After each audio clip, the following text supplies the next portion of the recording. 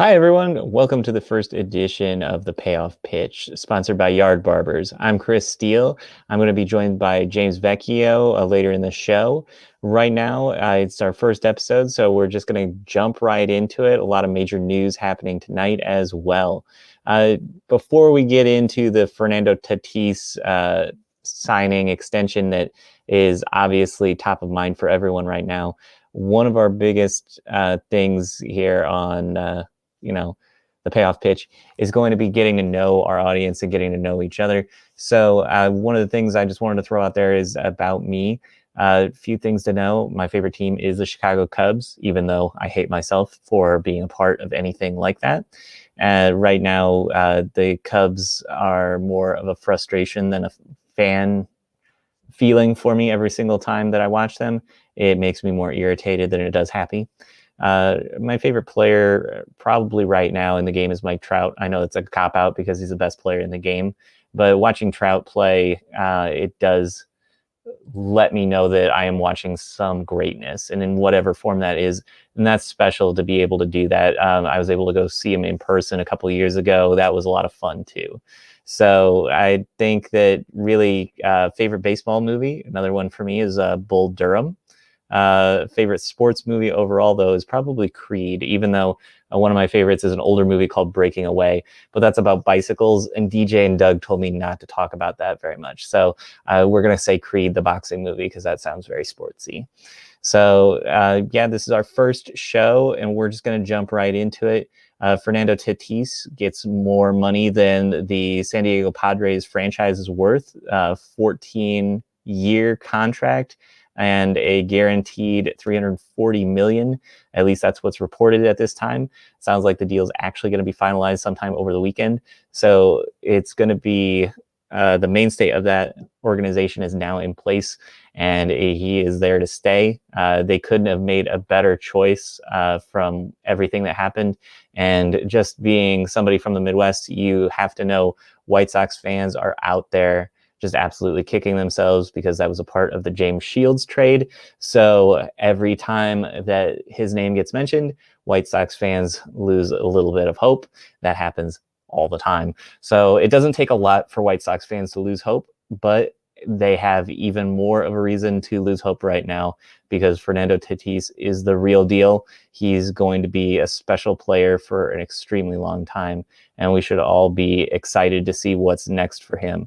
I think overall, the San Diego Padres have done an amazing job of just digging themselves out of a trench that they were in for a really long time.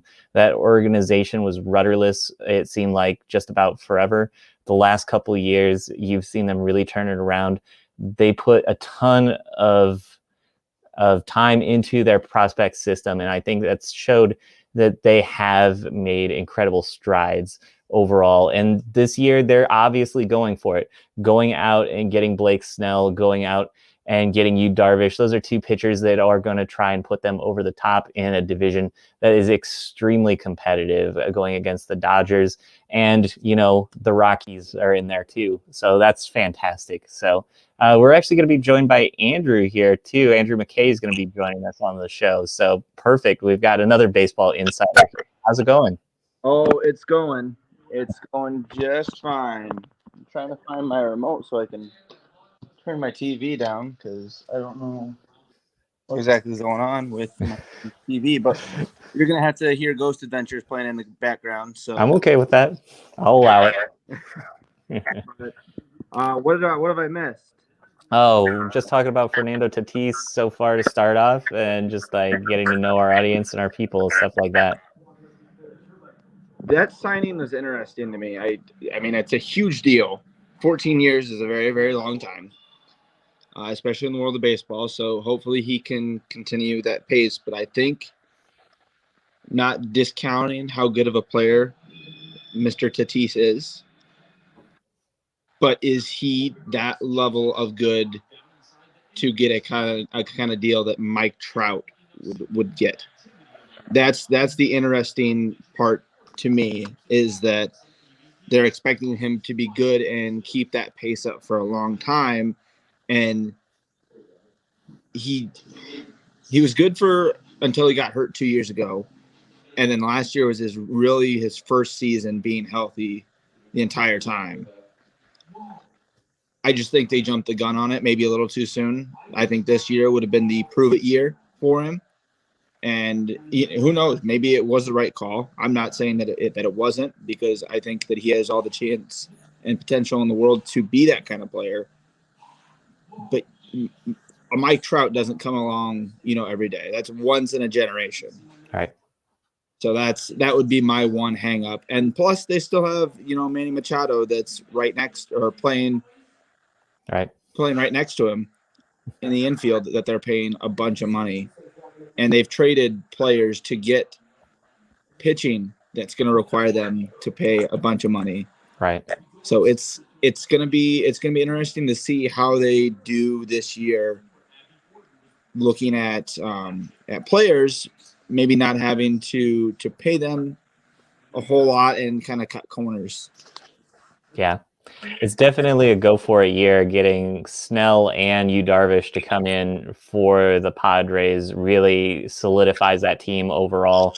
I think they're maybe one of the most exciting teams in baseball right now. I really like what I think it's Jake Cronenworth at second base is doing for them too. There's a lot of potential and growth for this team because they do have younger players. Like you're saying, though, 14 years, that's forever. I can't think of any contract that has been more than 10 at this point, because Machado was supposed to be huge. Harper was supposed to be huge. This surpasses both of them. Yeah. And I think the only deal that it really doesn't surpass is the Mike Trout deal. Right. But even then, that was a 10-year deal, 400 some odd million. I think the only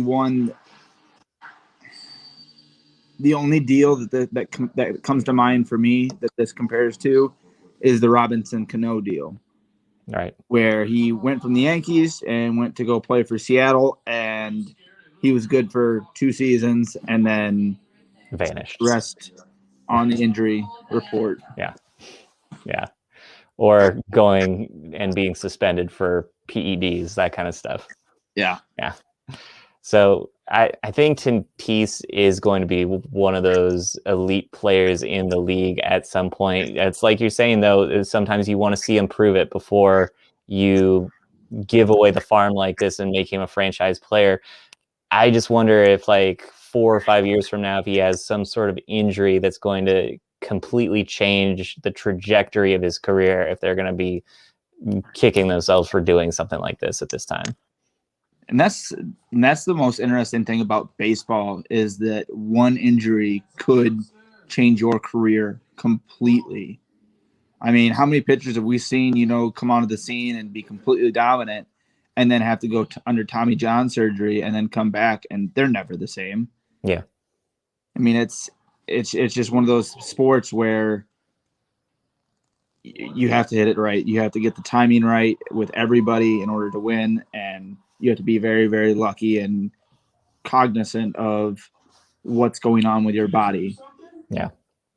And right now it feels like that is the team that is just going to be the hot team all of next year. All the eyes are going to be on them.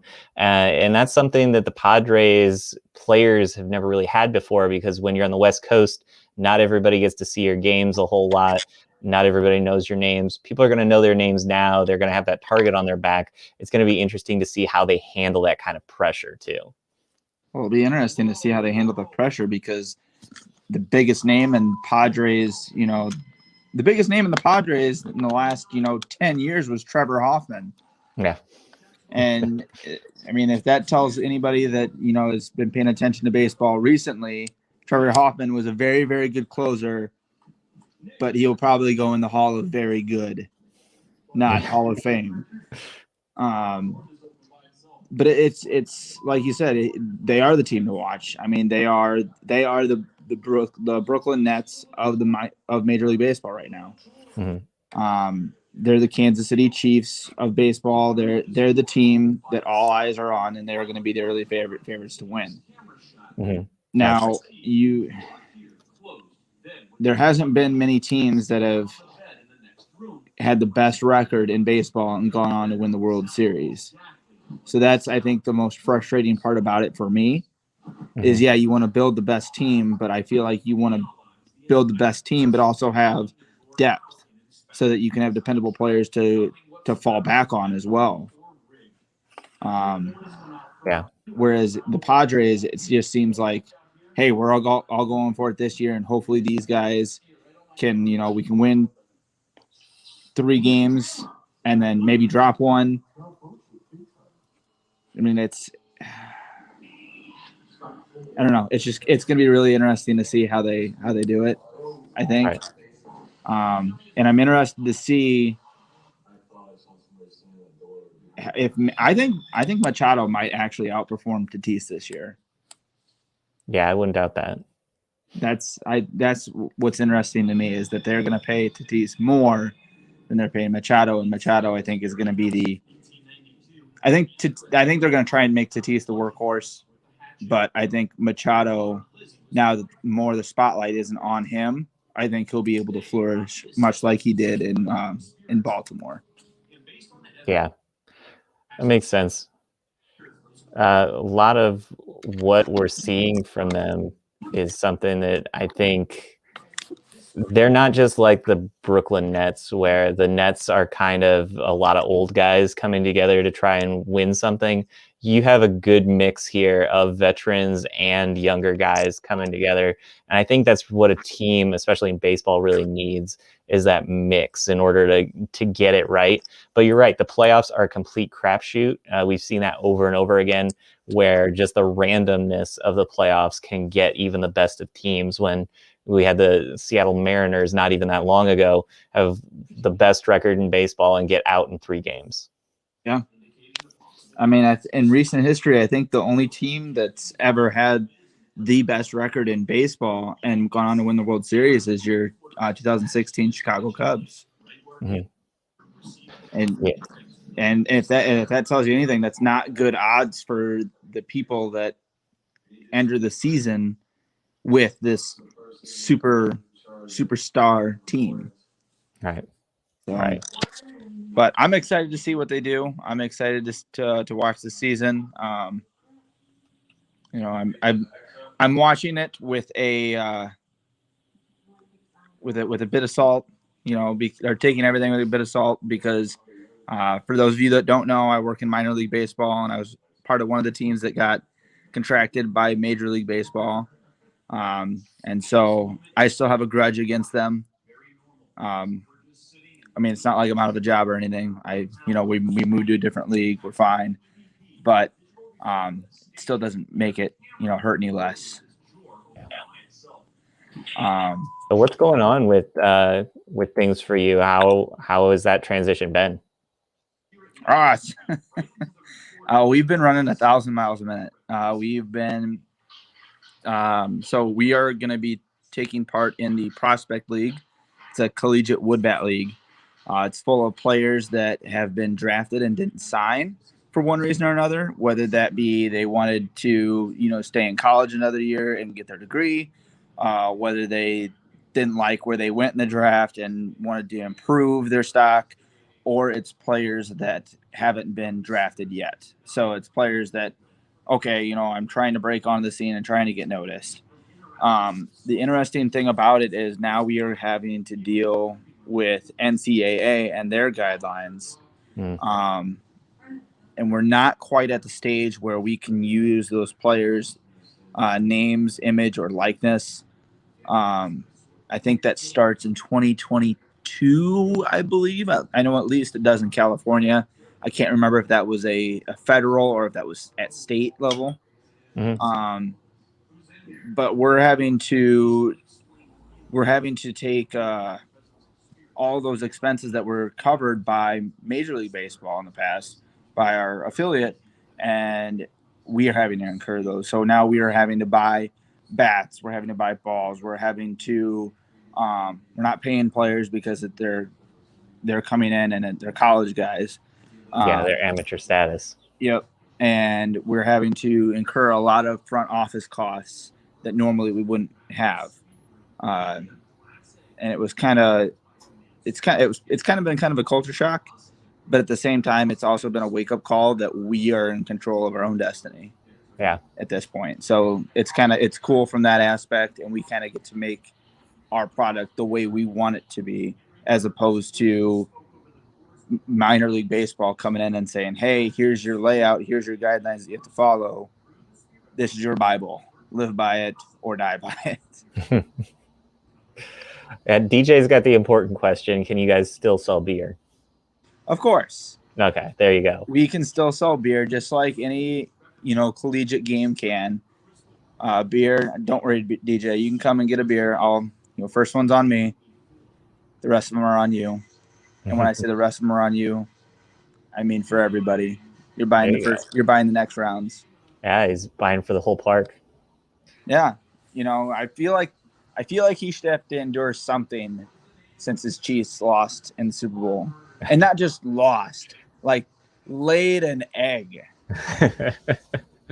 That might have.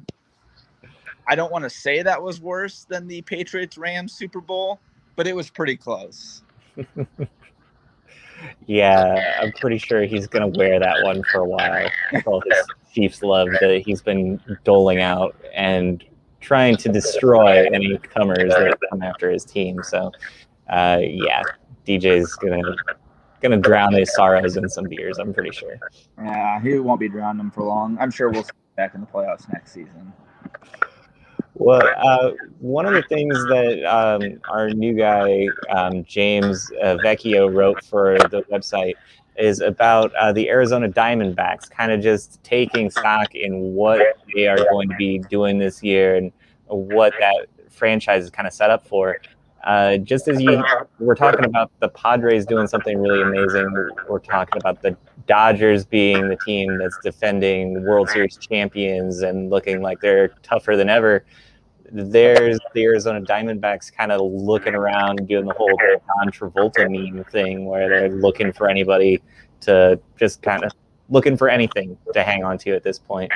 Do you really know too much about them? What are your kind of thoughts on the Arizona Diamondbacks at this point? I want the Diamondbacks to be good. I really do. But I think that the NL West, I just don't think that they even have a shot. Yeah. And it's not a knock against them. It's just look at the teams they have around them. I mean, they're going to be They're basically going to be competing for third place with the Giants. Right. Possibly. I'm not going to count the Rockies in there.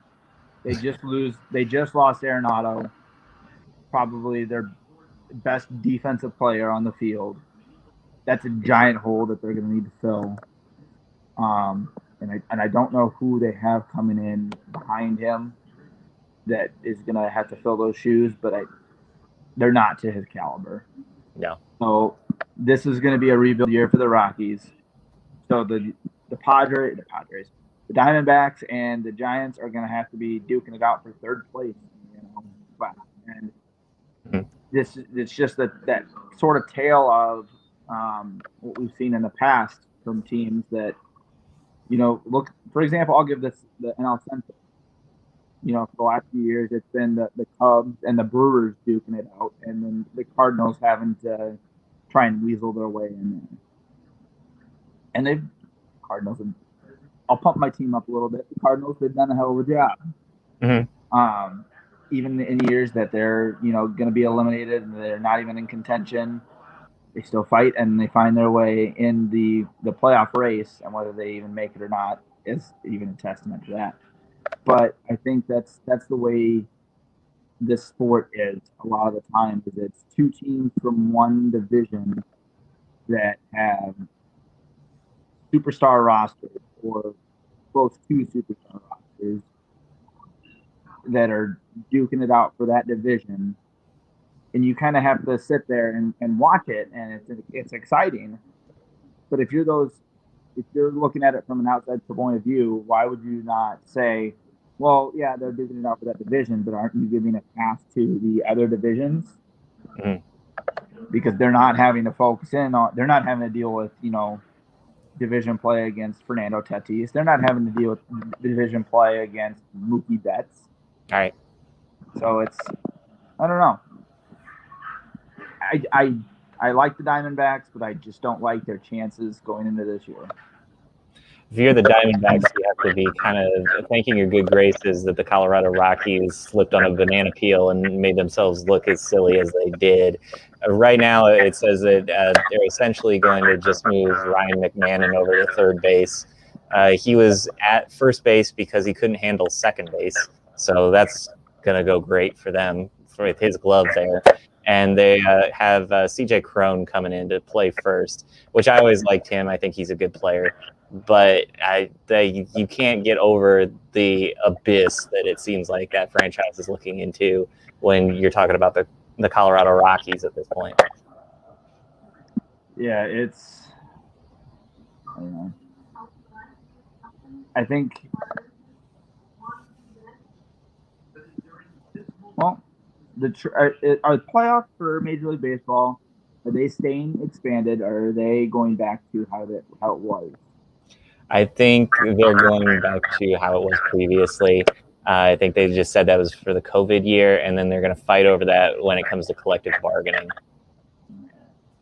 So I was going to say, I kind of forgot about that, was if they have the expanded playoffs, I think the Diamondbacks do have a shot at getting in, in one of those last spots. Mm-hmm. But without that, I don't. Right. From a fantasy perspective, something that James really zoomed in on was Tim LaCoste as a outfielder, and just his overall speed, his ability to get on the bases and steal bases as well is going to make him ridiculously valuable, because that's not exactly something you can find very easily in fantasy anymore, as somebody who has that speed and that base stealing ability. Yeah, I mean, that's definitely a player that you haven't seen since Juan Pierre, Carl Crawford, those days where you had a base stealer that, was guaranteed to get a bag every game, right around every game. There's a lot of times they got thrown out too. But that's the payoff of it. You got a guy that's going to get a single, get a walk. That's a point. Right. Get a base. All of a sudden, now you got two. Yeah. So that's a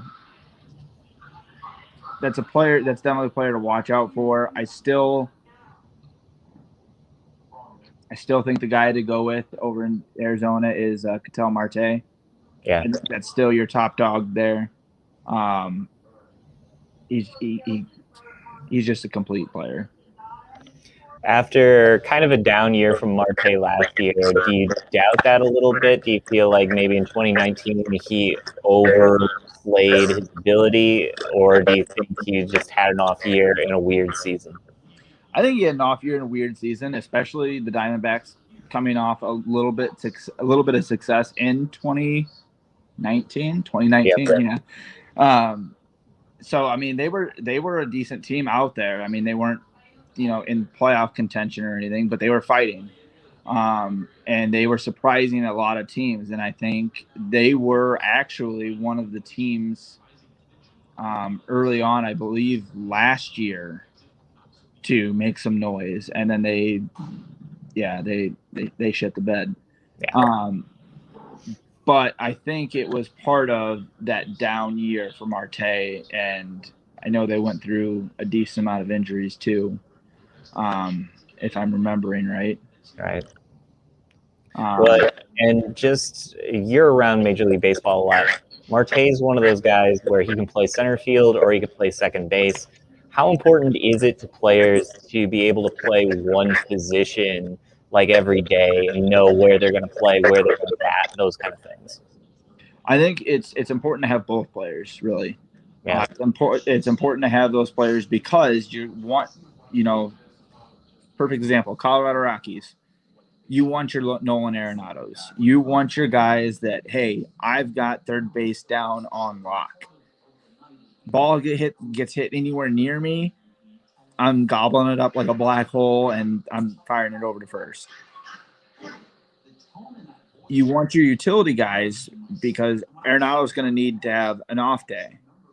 So you need to have a flexible player to come in and play third, halfway decent. Doesn't need to be that to that caliber. But then on that off day where Arenado comes back and Trevor Story needs a break, then you say, hey, this guy, you're moving over to shortstop and doing the same thing. Mm-hmm.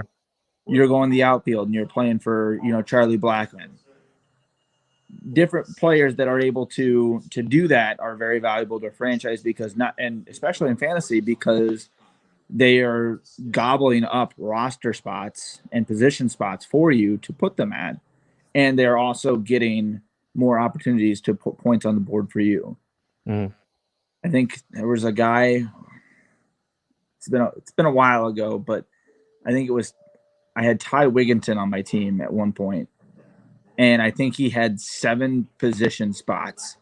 He was like first base, DH, which some would argue isn't even a position, but for fantasy baseball sake, it is.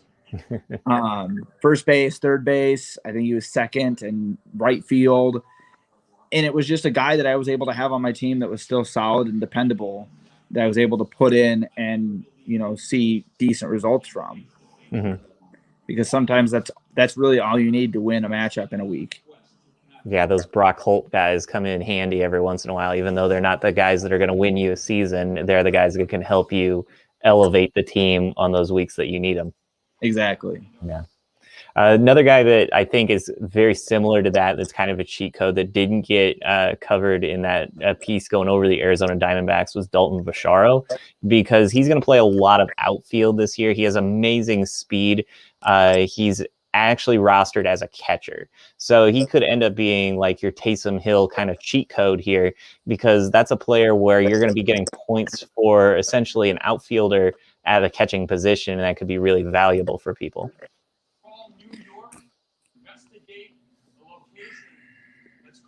I don't hate it. I don't hate it. Are you getting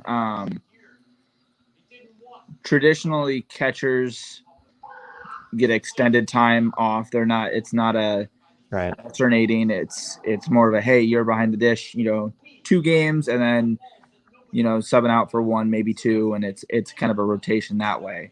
Mm-hmm. So it's not. I think that's the most frustrating thing about catchers.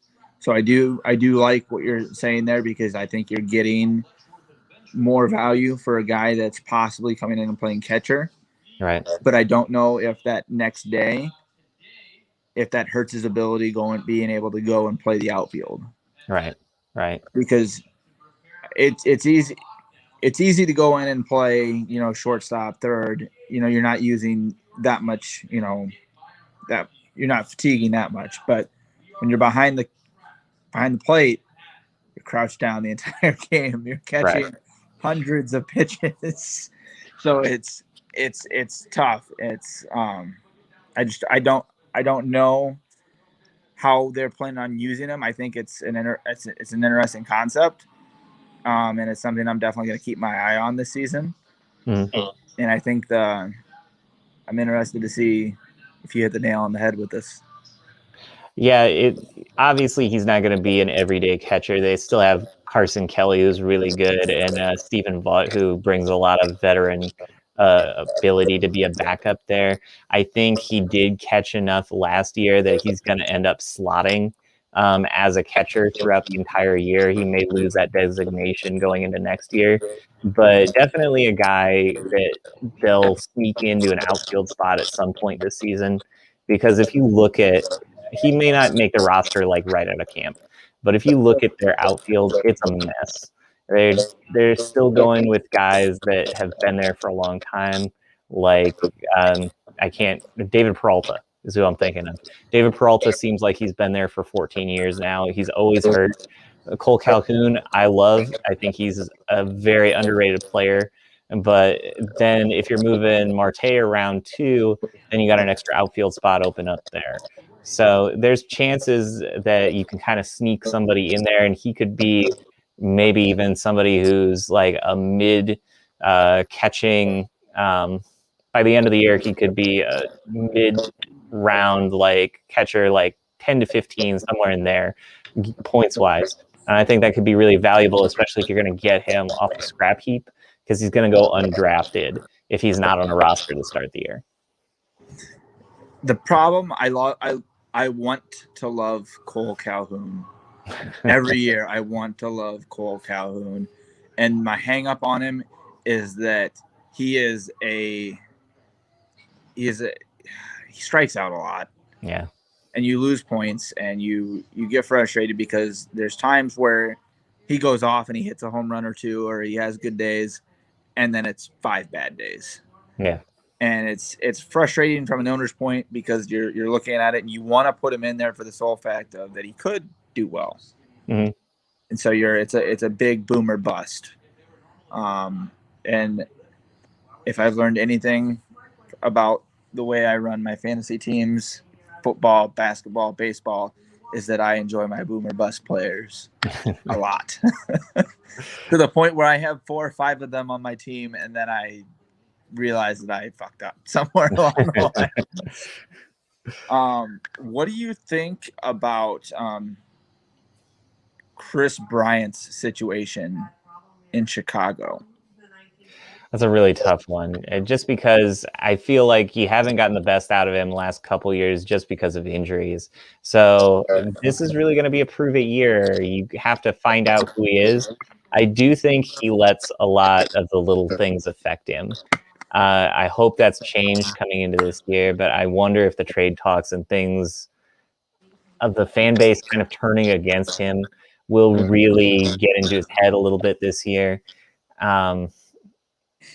He obviously deserved it the year that he was, MVP after being Rookie of the Year. You thought the arrow was just going to continue to point up forever.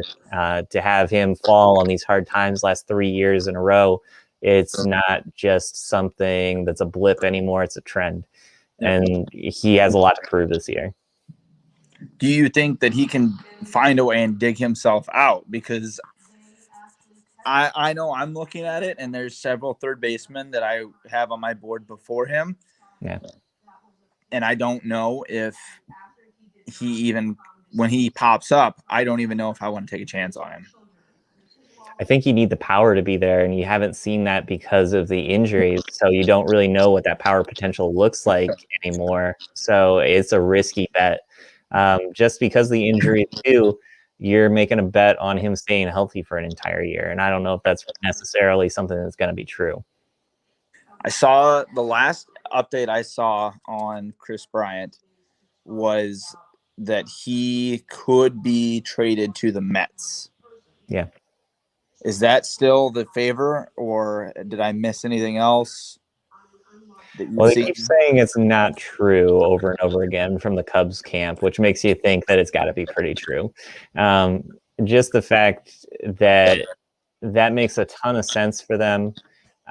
Just looking at the Mets right now, to add Lindor and the top players that they've added throughout this season, you got to like what they're doing as well.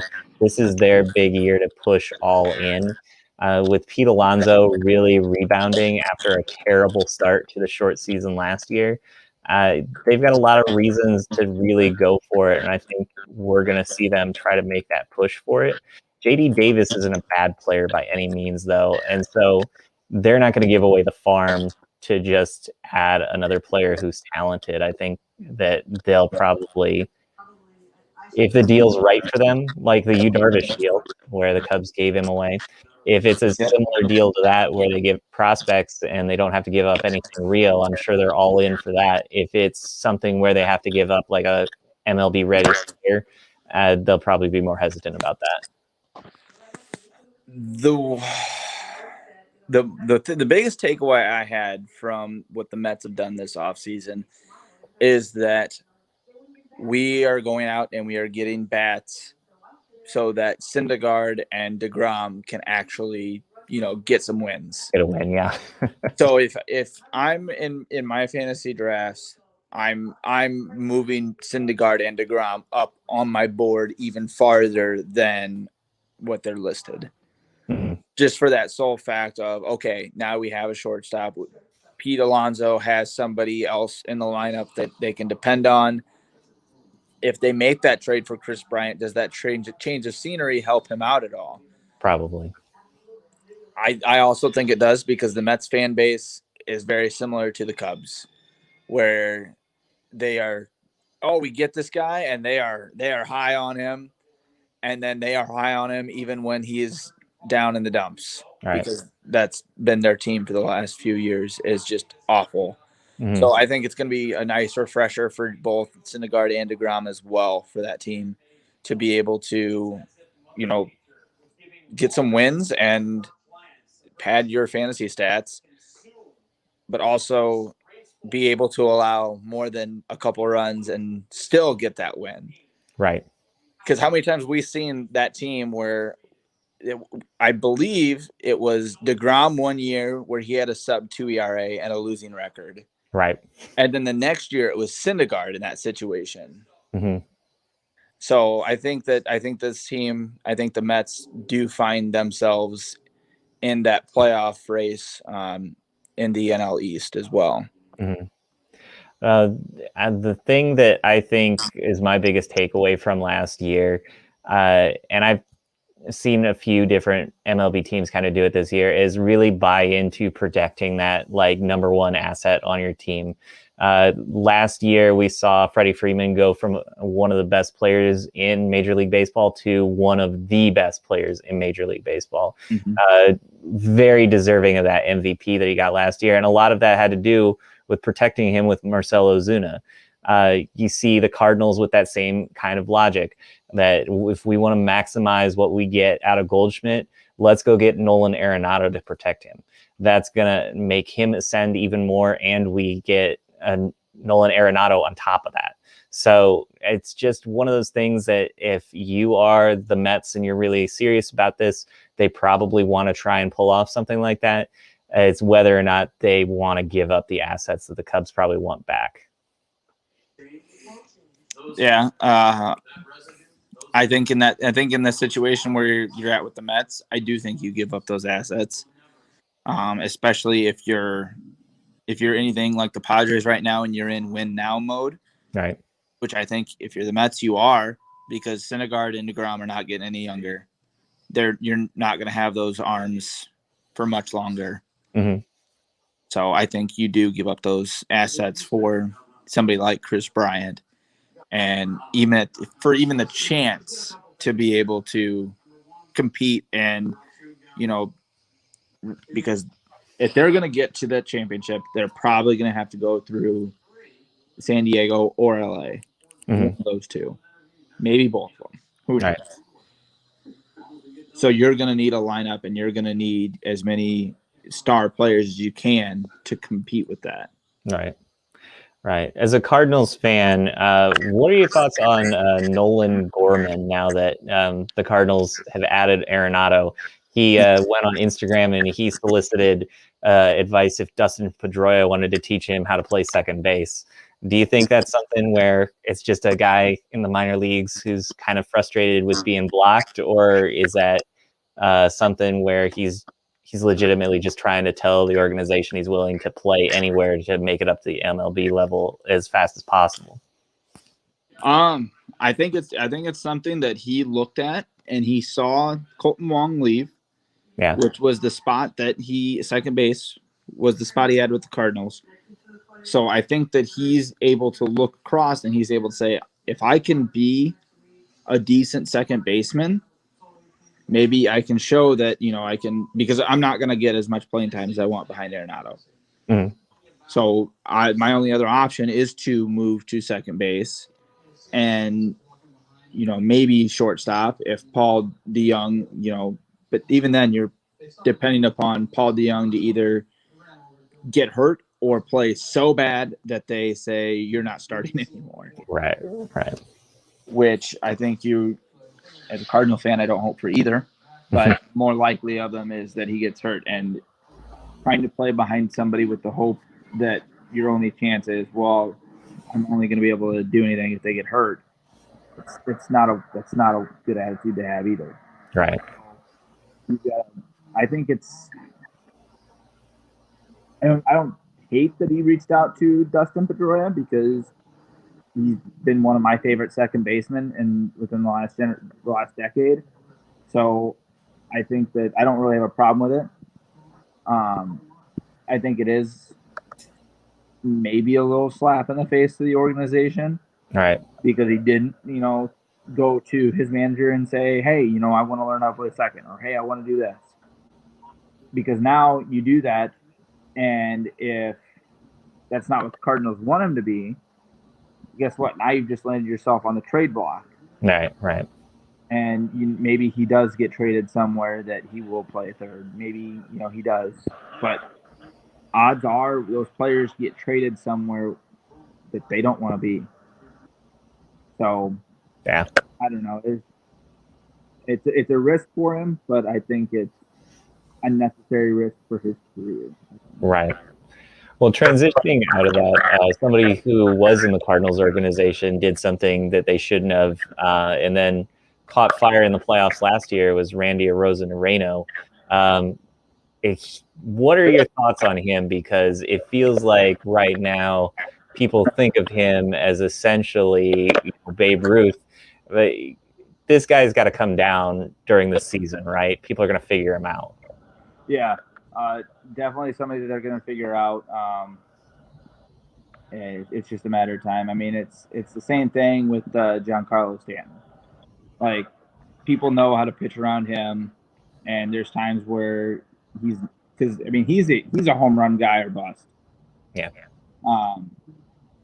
And so I think that he's a very similar guy to Giancarlo. I personally think last season was a fluke for him, and I think he comes on this year. So if he's on your team, fantasy-wise, are you trying to sell high right now, or you just want to see where things go this season? Depending upon what I can get, I'll sell high. Yeah. But I think he's also a player that I can stash and set on my lineup, at least for the early part of the season, because I think he'll get off to a decent start. I'm hoping that he does, because then his stock rises up that much higher, and maybe I can sell him off for higher than what I think I could get for him. Right. Right. That was one of our trade questions coming into tonight, was people asking us different things. One of the trades that they were offered was I must have lost it. But it was, okay, I got it now. It's they sell Blake Snell, Arozarena for Eloy Jimenez. Would you pull the trigger on that? I kind of felt like that would be a no for me, because I feel like Eloy has an immense ceiling, even though he may not have a glove to put in his locker.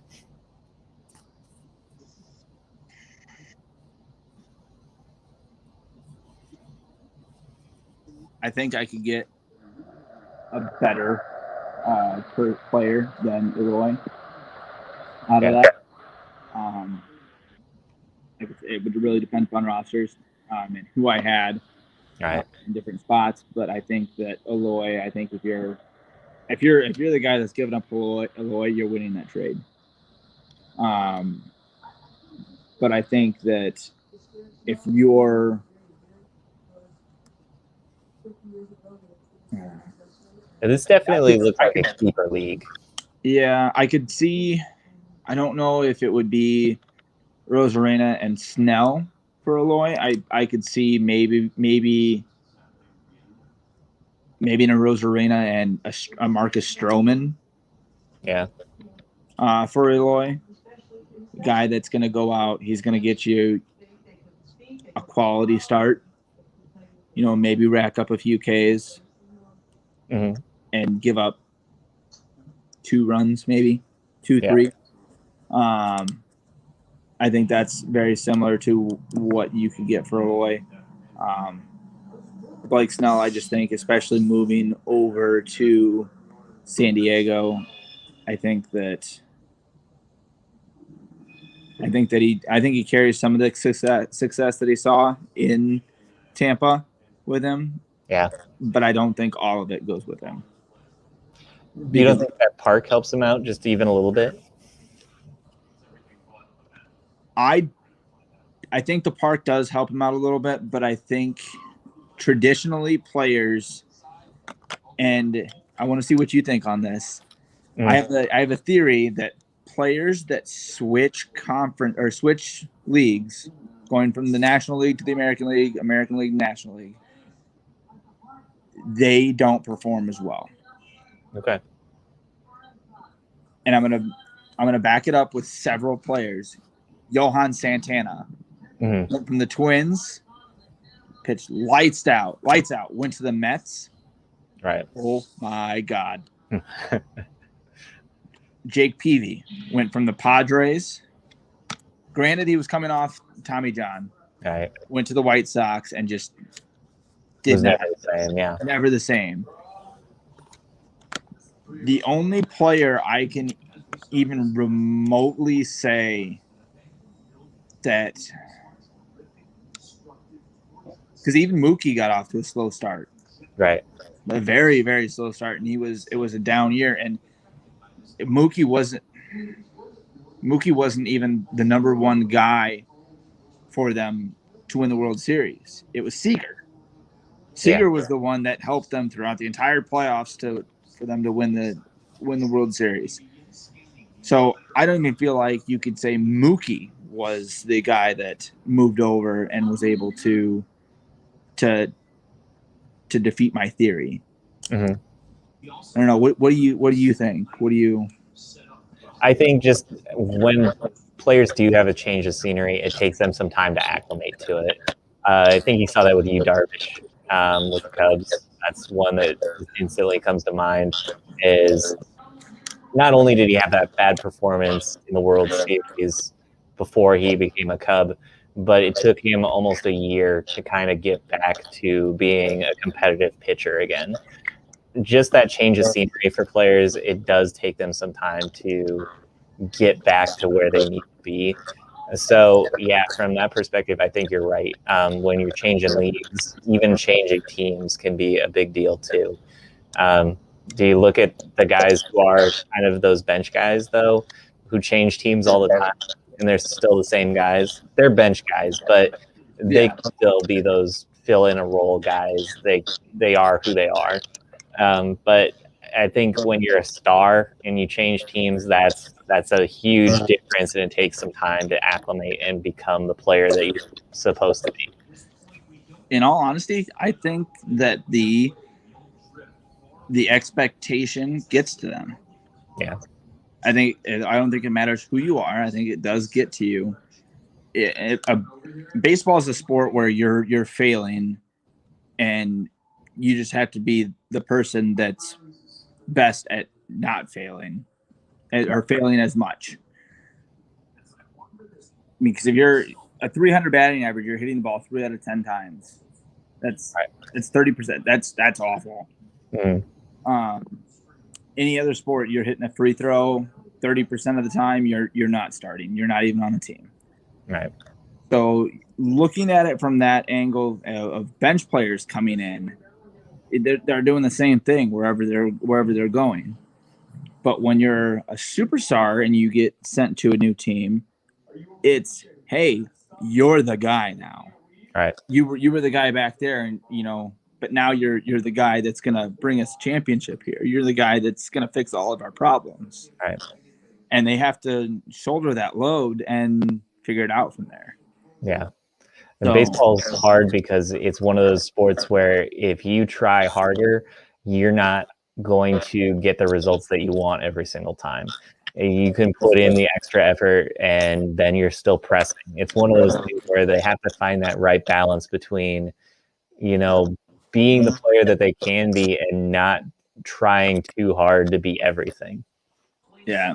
And I think that might be the problem Chris Bryant's having right now, is he's trying to be everything. He was trying to be everything and then lost who he actually was in the process. Right. And Chicago fans know about players who try to play through injuries and then the injuries just never go away with the whole Derrick Rose thing and things like that. So, I miss Derrick Rose. I did. I wish he was still ball. The one thing that I thought you mentioned that was interesting, you're kind of attributing the Dodgers' success last year to Corey Seager. Corey Seager, I think, is perfect for that sprint season because Corey Seager always has at least one injury that's going to knock him out for 30 to 40 games. Yeah. So last year was like the perfect season for Corey Seager to ascend to that special level because you didn't have to really worry about that injury popping up at a weird time during that marathon season. Yeah.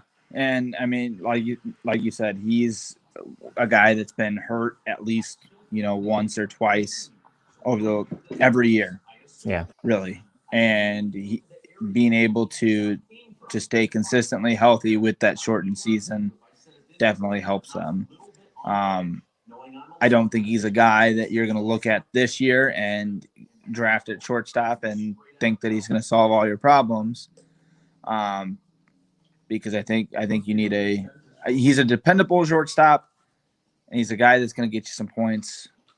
But I also think you need another option, a backup, solid guy that's going to be able to play maybe one of those hybrid second base shortstop positions, utility even, because he's going to have his time where he needs off. So you're going to need to sub somebody in. Mm-hmm. All right. And where do you kind of view people from last year, the guys that did have career years, kind of like the Corey Seagers, the Will Myers, these guys that are always injured and always have problems, but they had exceptional seasons during that short season last year. Do you discount completely what they did last year? Or are you buying into any of those guys? Will Myers, probably not. Corey Right. Seager, probably not as either. I learned my lesson with Corey Seager a while ago, where I drafted him 2 straight years thinking that it was going to turn it around, and he disappointed me. Yeah, I just don't think so. I think in all honesty, the guy that you're going to have to look out for this year is probably going to be one of the guys that, gets drafted in the first round anyways, is Acuna. Yeah. From the Braves. I think he's got a chip on his shoulder because he talked some shit last year during the playoffs and did not perform the way he needed to. And now somebody else is getting that max deal that he wants. Right. And that he's going to be talking with Atlanta and trying to make his case for, well, I should be signed for $14 million or 14 years, but also you should pay me Mike Trout money. Mm-hmm. And I think that I don't think he has the potential to get that money, but players with those chips on their shoulder with something to prove, they always are very dangerous. Right. Absolutely. Well, and Acuna too, he signed that long-term deal. I think he gets like $14 million a year, but in comparison to what these other guys are getting, that's like practically nothing. But looking at the deal at the time, it was like maybe they like had his family at gunpoint or something because it didn't make any sense at all because of how low that money was. But apparently, he wants to just stay with the second baseman, who is also Albies, who's really, really good.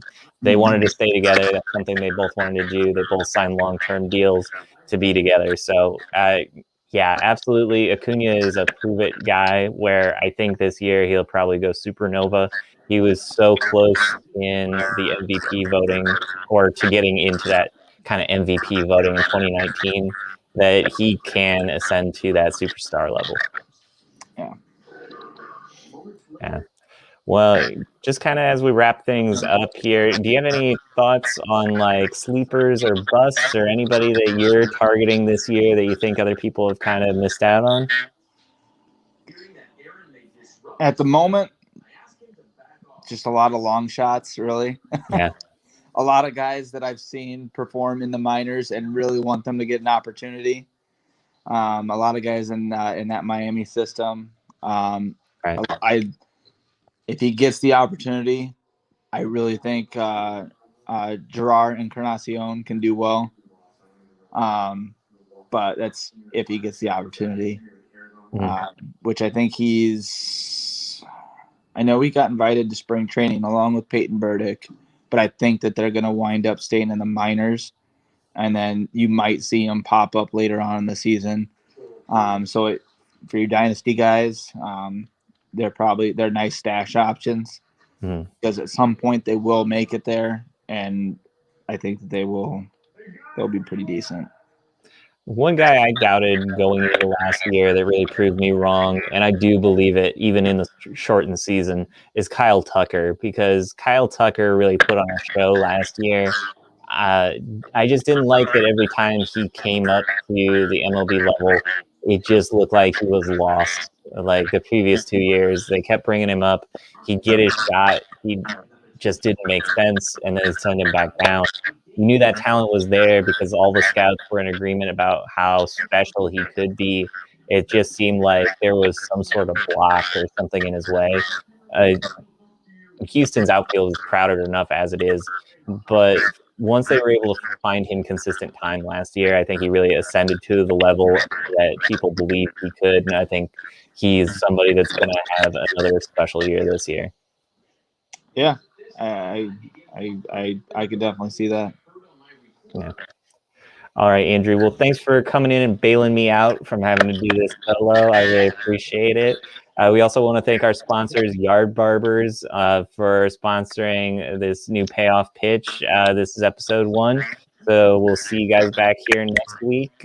Hope everybody enjoyed it. Take care. Later, everybody.